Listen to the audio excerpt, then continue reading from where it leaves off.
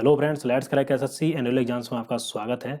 आज के इस लेक्चर में हम दोस्तों देखने वाले हैं आरआरबी एनटीपीसी का जो अभी 25 जनवरी 2021 को एग्ज़ाम हुआ था।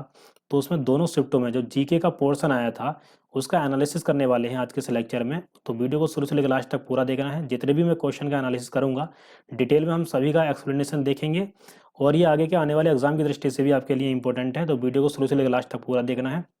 वीडियो को स्टार्ट करने से पहले दोस्तों, यदि आपने हमारा टेलीग्राम चैनल अभी तक ज्वाइन नहीं किया है तो इसको ज्वाइन करने के लिए टेलीग्राम ऐप पर जाकर एसएससी इनग्रेव नाम से चैनल को सर्च करके उसको ज्वाइन कर सकते हैं। इसके अलावा वीडियो के डिस्क्रिप्शन में भी आपको चैनल का लिंक मिल जाएगा, वहाँ से भी आप इसको क्लिक करके ज्वाइन कर सकते हैं। हमारे टेलीग्राम चैनल पर आपको सभी इंपॉर्टेंट वीडियो से रिलेटेड लिंक मिलते रहते हैं और जो भी वीडियो यहाँ आती हैं उससे पहले आपको टेलीग्राम चैनल पर उससे संबंधित जानकारी आपको मिल जाती है। और यहाँ पर आपको अनअकैडमी पर काफ़ी सारे बेनिफिट्स मिल जाते हैं, जैसे कि डेली लाइव क्लास हुआ। इसमें लाइव क्लास लेते हुए अपने एजुकेटर के साथ डिस्कशन करके अपना डाउट क्लियर कर सकते हैं। इसके अलावा लाइव टेस्ट और क्विज़ आपको देने को मिलेंगे यहाँ पर। इसमें आप अपनी परफॉर्मेंस का एनालिसिस कर सकते हैं, किस स्तर की आपकी तैयारी होती जा रही है ये आपको पता चलता रहेगा। और जिस भी एग्ज़ाम की आप तैयारी कर रहे हैं उस एग्ज़ाम का कंप्लीट कोर्स आपको उसी के सिलेबस के हिसाब से मिल जाएगा, अनलिमिटेड एक्सेस के साथ। मतलब ऐसा नहीं है कि कोई एक लेक्चर आप एक ही बार देख सकते हैं। किसी भी लेक्चर को आप कितनी भी बार देख सकते हैं, उसकी कोई लिमिट नहीं है और कितने भी टीचर का वो लेक्चर आप देख सकते हैं। जैसे कि देखिए, मैथ का किसी एक टॉपिक का लेक्चर आपको एक टीचर का समझ में नहीं आता है तो उसी टॉपिक का लेक्चर आप दूसरे टीचर का देख सकते हैं। उनका भी समझ में नहीं आता है तो तीसरे टीचर का उसी टॉपिक का लेक्चर आप देख सकते हैं। इस प्रकार से अनलिमिटेड एक्सेस के साथ आप अनअकैडमी पर कोई भी कोर्स खरीद सकते हैं। और यदि आपने अनअकैडमी लर्निंग ऐप अभी तक डाउनलोड नहीं किया तो उसको डाउनलोड कर लीजिए। डाउनलोड करने के बाद जिस भी एग्जाम के कोर्स को आप खरीदना चाहते हैं खरीद सकते हैं और यहाँ पर आप पा सकते हैं पूरे 10% का डिस्काउंट। जैसे कि देखिए, आपको एसएससी का कोर्स खरीदना है तो एसएससी के कोर्स के लिए 12 मंथ की आपकी फीस होगी 6,500 रुपये। 6,500 रुपये आपकी 12 मंथ की फीस होगी। इससे पहले देखिए, ये 25 जनवरी तक 6,000 रुपये थी, लेकिन अब बढ़ा दी गई हैं। थोड़ी थोड़ी फीसें सबकी बढ़ा दी गई हैं। तो 12 मंथ की अब आपके लिए फ़ीस है 6,500 रुपये। लेकिन अगर इसमें आप मेरा SHAM कोड का यूज़ करते हो तो आपको पूरे 10% का डिस्काउंट मिल जाएगा। उसके बाद आपकी 1 साल की फ़ीस हो जाएगी मात्र 5,850 रुपये। ठीक है। और यदि आपका टारगेट लंबा है, 24 मंथ का टारगेट है, मतलब 2 साल का टारगेट है, तो 2 साल के लिए आपकी फ़ीस होगी 7,800 रुपये।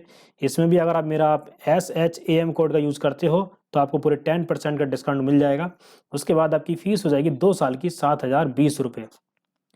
तो इस प्रकार से देखिए, अनअकैडमी पर कोई भी कोर्स खरीदते समय यदि आप मेरा SHAM कोड का यूज़ करोगे तो आपको पूरे 10% का डिस्काउंट मिल जाएगा।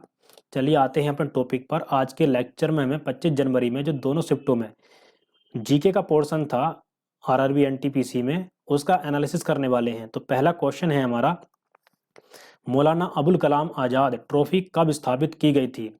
तो ये स्थापित की गई थी 1956-57 में। ये डेट आपको याद रखनी है, ये सन आपको याद रखनी है। 1956-57 में मौलाना अबुल कलाम आज़ाद ट्रॉफी स्थापित की गई थी। अगला क्वेश्चन है, कैलाश सत्यार्थी ने कौन सा आंदोलन शुरू किया था? तो कैलाश सत्यार्थी जी ने 1980 में बचपन बचाओ आंदोलन शुरू किया था और कैलाश सत्यार्थी जी को बाद में भारत और अंतर्राष्ट्रीय स्तर पर बच्चों के अधिकारों के लिए किए गए कार्य के लिए 2014 में नोबेल शांति पुरस्कार से भी सम्मानित किया गया कैलाश सत्यार्थी जी को। ठीक है, तो ये भी याद रखना है कि कैलाश सत्यार्थी जी को 2014 में नोबेल पुरस्कार भी दिया गया था। आगे देखते हैं क्वेश्चन नंबर 3, ध्वनि की तीव्रता को कैसे मापा जाता है? तो ध्वनि की तीव्रता को मापा जाता है डेसिबल में। ये इसका मात्रक है, डेसिबल में मापा जाता है ध्वनि की तीव्रता को। आगे देखते हैं, महासागर की गहराई किसके द्वारा मापी जाती है? तो महासागर की गहराई या समुद्र की गहराई मापी जाती है फेदोमीटर से। ठीक है, जितने भी ये मापक यंत्र हैं उनका नाम आपको याद होना चाहिए और उनका प्रयोग भी आपको याद होना चाहिए कि किस किस कार्य में उनका प्रयोग किया जाता है। तो फेदोमीटर से समुद्र की गहराई या महासागर की गहराई मापी जाती है। आगे देखते हैं अगला क्वेश्चन, खिलाफत आंदोलन कब शुरू किया गया था? तो ये शुरू किया गया था 1919, खिलाफत आंदोलन। ठीक है। आगे देखते हैं, भारत के राष्ट्रपति के महाभियोग से संबंधित कौन सा लेख है या कौन सा अनुच्छेद है? तो वो है अनुच्छेद 61। देखिए, आपको पता है कि भारत के राष्ट्रपति को हटाना, उनके पद से हटाना इतना आसान नहीं होता है, लेकिन यदि राष्ट्रपति के द्वारा संविधान का अतिक्रमण होता है, यह संविधान का उल्लंघन होता है, उल्लंघन किया जाता है, तो महाभियोग की प्रक्रिया के द्वारा राष्ट्रपति को उनके पद से हटाया जा सकता है और यह महाभियोग का प्रावधान संविधान के अनुच्छेद 61 में दिया गया है। तो ये अनुच्छेद 61 आपको याद रखना है। अनुच्छेद 61 में क्या दिया गया है? महाभियोग। बहुत इंपॉर्टेंट है ये आर्टिकल, बहुत ज़्यादा एग्जाम में पूछा जाता है। आगे देखते हैं ILO का मुख्यालय। ILO का मतलब है इंटरनेशनल लेबर ऑर्गेनाइजेशन का मुख्यालय किस में स्थित है, कहाँ पर स्थित है? तो ILO का मुख्यालय है जेनेवा में। तो जितने भी प्रमुख संगठन हैं और उनका कहाँ कहाँ मुख्यालय है ये आपको याद होना चाहिए। जेनेवा में किन किन संगठनों का मुख्यालय है ये भी आपको पता होना चाहिए। जैसे कि देखिए WTO हुआ, WTO, WHO, ऐसे ऐसे अनेक संगठन हैं जिनका मुख्यालय जेनेवा में है। ठीक है, इसके अलावा जितने भी संगठन हैं उनका मुख्यालय आपको याद होना चाहिए, उनके बारे में थोड़ा थोड़ा आपको याद होने चाहिए, ऐसे ऐसे एग्जाम में पूछ लेते हैं। तो यहाँ ILO का मुख्यालय है जेनेवा में। ILO की फुल फॉर्म क्या है? इंटरनेशनल लेबर ऑर्गेनाइजेशन, हिंदी में अंतर्राष्ट्रीय श्रम संगठन। आगे देखते हैं NCSM क्या है, जो संस्कृति मंत्रालय के तहत काम करता है। तो NCSM की फुल फॉर्म है, यहाँ पर देख सकते हैं हिंदी में, राष्ट्रीय विज्ञान संग्रहालय परिषद या national council of science museum इसकी फुल फॉर्म है। तो ये एक स्वायत्त सोसाइटी है, राष्ट्रीय विज्ञान संग्रहालय परिषद। ठीक है, आगे देखते हैं कोलेरू झील किस राज्य में स्थित है? तो ये है आंध्र प्रदेश में स्थित। अभी हम इसको डायग्राम में देख लेते हैं। देखिए यह है पूरे भारत का मैप, तो इसमें हमें देखना है कोलेरू झील कहाँ पर है। तो यह है आंध्र प्रदेश में। तो यहाँ पर देख सकते हैं आप, ये है कोलेरू झील। कोलेरू झील के दोनों ओर, ऊपर की ओर है ये गोदावरी नदी और नीचे है कृष्णा नदी। तो गोदावरी और कृष्णा नदी के बीच में है ये झील जिसका नाम है कोलेरू। यहाँ लिख देता हूं मैं, कोलेरू झील। तो कहाँ पर है ये? आंध्र प्रदेश में। ये आंध्र प्रदेश है, आंध्र प्रदेश में कृष्णा नदी और गोदावरी नदी के बीच में है ये स्थित कोलेरू झील। तो ये एग्जाम में ये भी पूछ लेते हैं कि किन दो नदियों के बीच स्थित है कोलेरू झील। आगे देखते हैं, ये क्वेश्चन रह गया था हमारा, लास्ट क्वेश्चन यहाँ पर। ये सांची स्तूप किस राज्य में अशोक द्वारा निर्मित एक स्मारक है? तो यह है मध्य प्रदेश में। देखिए मध्य प्रदेश में सांची नाम के एक शहर में सांची के स्तूप हैं जो कि अशोक द्वारा निर्मित किए गए थे। आगे देखते हैं, क्वेश्चन नंबर है ये, अगला क्वेश्चन है, गर्भ में शिशु को भोजन कैसे मिलता है? तो ये मिलता है प्लेसेंटा के द्वारा, प्लेसेंटा के माध्यम से। अभी हम इसको डायग्राम में भी देखेंगे। तो प्लेसेंटा के माध्यम से गर्भ में जो शिशु होता है उसको पोषक तत्व मिलते हैं, ऑक्सीजन मिलती है। अगला क्वेश्चन देखते हैं, हड्डी को हड्डी से क्या जोड़ता है? तो ये जोड़ता है लिगामेंट। तो पहले इन दोनों को हम डायग्राम में देख लेते हैं, इन दोनों क्वेश्चन को।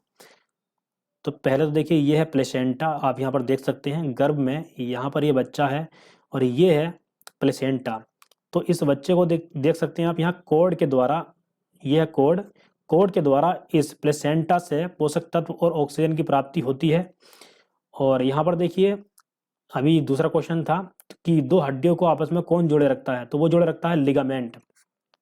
यहाँ आप देख सकते हैं जैसे कि ये एक हड्डी है और ये एक हड्डी है, इन दोनों के बीच में ये है लिगामेंट। लिगामेंट इसको जोड़े रखता है, दो हड्डियों को आपस में, और उनका संतुलन बनाए रखता है। आगे देखते हैं, नामचा, बरवा और कामेट किसके उदाहरण हैं? तो ये हैं हिमालय की चोटियों के उदाहरण। ठीक है, ये हिमालय की चोटियां हैं और आगे किसी लेक्चर में हम सभी हिमालय की चोटियों के बारे में बात करेंगे जो भी इंपॉर्टेंट है। हिमालय की चोटियों से संबंधित क्वेश्चन एग्जाम में बहुत ज़्यादा पूछे जाते हैं। तो नामचा, बरवा और कामेट हिमालय की चोटियों के उदाहरण हैं। आगे देखते हैं, विधानसभा पर बम किसने फेंके? तो विधानसभा पर बम भगत सिंह और बटुकेश्वर दत्त ने फेंके थे। 8 अप्रैल 8 अप्रैल 1929 को दिल्ली में विधानसभा में किसी विधेयक को लेकर भगत सिंह और बटुकेश्वर दत्त ने बम फेंके थे, 2 बम फेंके थे। तो ये डेट क्या थी? 8 अप्रैल 1929। तो ये सन तो आपको याद ही रखनी है। 1929 को भगत सिंह और बटुकेश्वर दत्त ने विधानसभा में बम फेंके थे। आगे देखते हैं, राष्ट्रीय मानव अधिकार आयोग का अध्यक्ष कौन है? तो ये हैं Shri justice HL Dattu, HL Dattu. ठीक है, आगे देखते हैं, ये हमने देख लिया था। अगला क्वेश्चन है हमारा, कौन से यंत्र भूकंप को मापते हैं? तो कौन सा यंत्र मापता है भूकंप को? रिएक्टर पैमाना। ये पता ही होगा आपको, काफी कॉमन क्वेश्चन है ये। अगला क्वेश्चन है, निम्न में से किस स्थान ने कली एक रैखिक इलेक्ट्रॉन त्वरक बनाया है? तो ये कली नाम का एक रैखिक इलेक्ट्रॉन त्वरक बनाया है। तो इसकी फुल फॉर्म बता देता हूं पहले तो मैं, इसकी फुल फॉर्म है किलो एम्पियर लीनियर इंजेक्टर। ये कली की फुल फॉर्म है किलो एम्पियर लीनियर इंजेक्टर। तो ये रैखिक त्वरक किसने बनवाया है? ये बनाया है रक्षा अनुसंधान और विकास संगठन, मतलब DRDO ने। इसको इंग्लिश में कहते हैं defence research and development organisation. और इसके अलावा देखिए भाभा परमाणु अनुसंधान केंद्र, इन दोनों ने मिलकर इस इलेक्ट्रॉन त्वरक का निर्माण किया है, बनाया है। और यहाँ बार्क की फुल फॉर्म है भाभा एटॉमिक रिसर्च सेंटर या भाभा परमाणु अनुसंधान केंद्र। तो ये कली के बारे में आपको याद होना चाहिए, आगे के भी एग्जाम में पूछ सकते हैं ये किसी एग्जाम में। आगे देखते हैं, निम्नलिखित में से कौन सी एक वाष्पशील मेमोरी है? तो यहाँ पर देखिए वाष्पशील मेमोरी का मतलब है टेम्परेरी या अस्थायी, ये ध्यान रखना है आपको। तो इसका मतलब हो गया अस्थायी। तो अस्थायी मेमोरी कौन सी होती है? RAM, RAM। इसकी फुल फॉर्म होती है रैंडम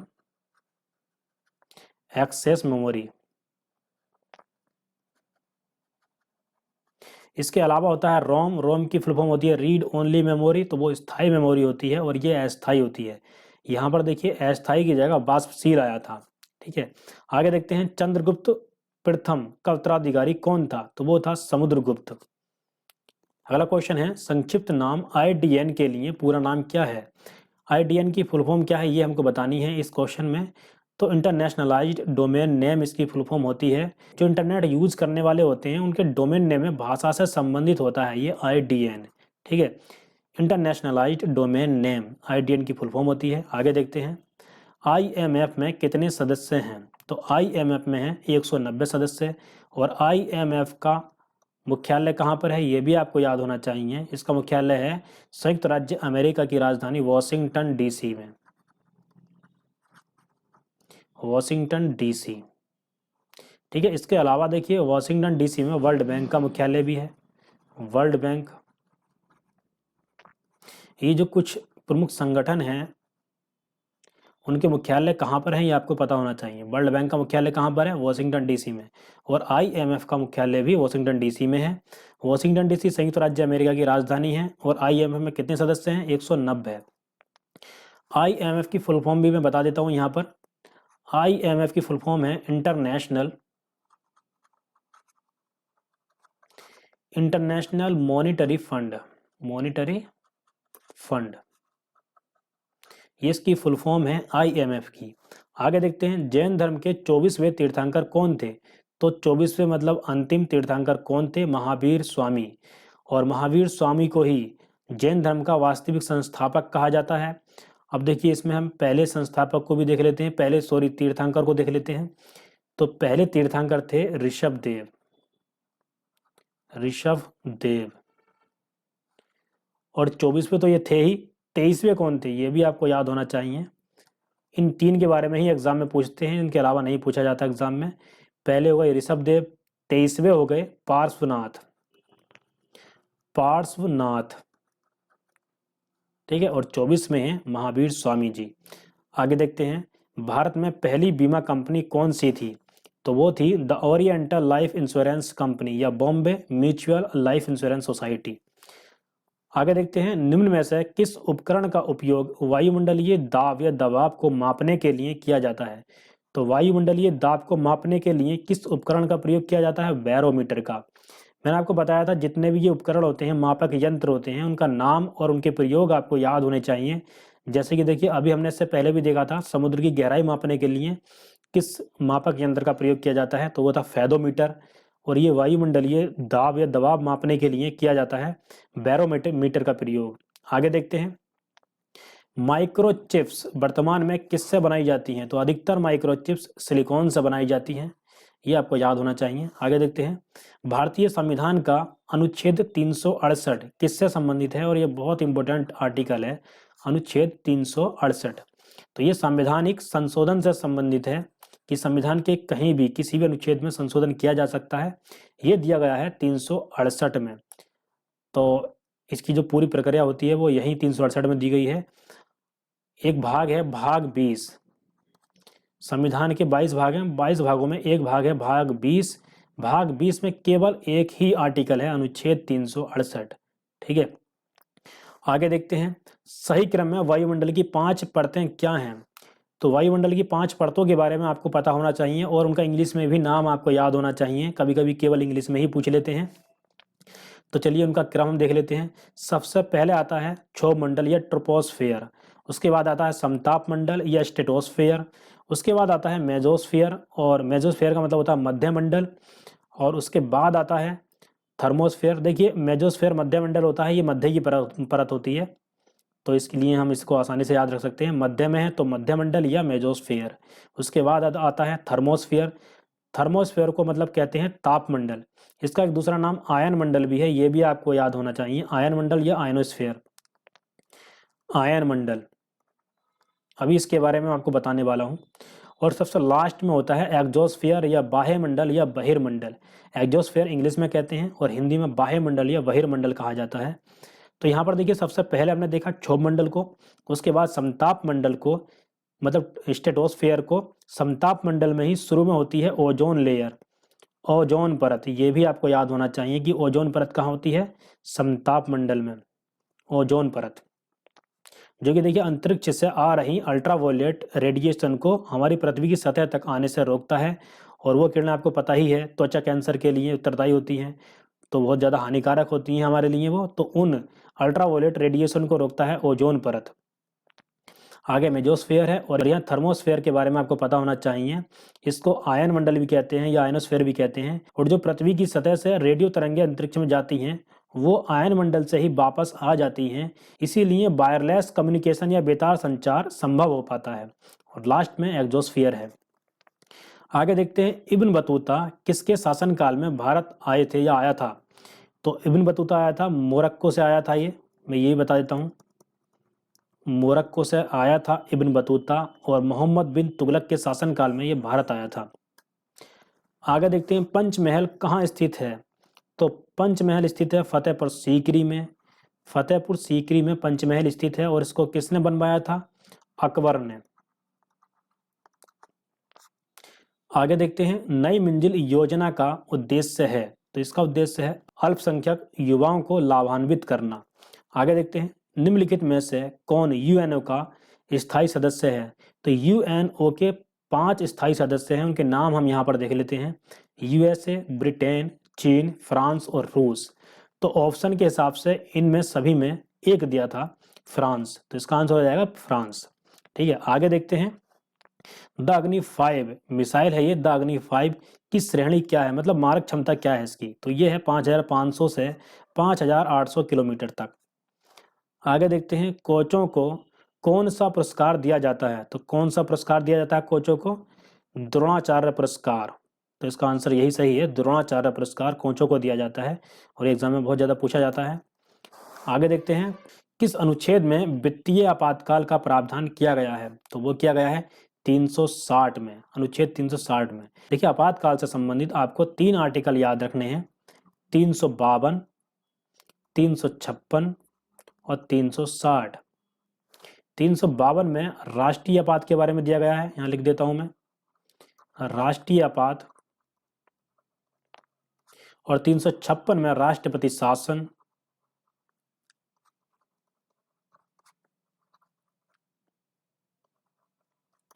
और 360 में दिया गया है यही वित्तीय आपातकाल। ठीक है, इन 3 प्रकार के आपातकाल का प्रावधान संविधान के किन अनुच्छेदों में किया गया है ये आपको पता होना चाहिए। एग्जाम में तीनों में से कुछ भी पूछ सकते हैं, काफी इंपॉर्टेंट है ये। आगे देखते हैं सीपीयू के सॉफ्टवेयर भाग निम्नलिखित में से कौन सा है। तो यहाँ सॉफ्टवेयर भाग के बारे में बात चल रही है, कहीं एक ऑप्शन में प्रोग्रामिंग लिखा होगा तो यही इसका आंसर हो जाएगा। आगे देखते हैं भारत में काली मिट्टी सर्वाधिक कहाँ पाई जाती है। तो ये पाई जाती है महाराष्ट्र में, काली मिट्टी सर्वाधिक। चेचक के टीके की खोज किसने की थी, एडवर्ड जेनर ने, सभी को पता होगा। अगला क्वेश्चन है हमारा, स्वच्छ भारत अभियान की शुरुआत कब हुई थी।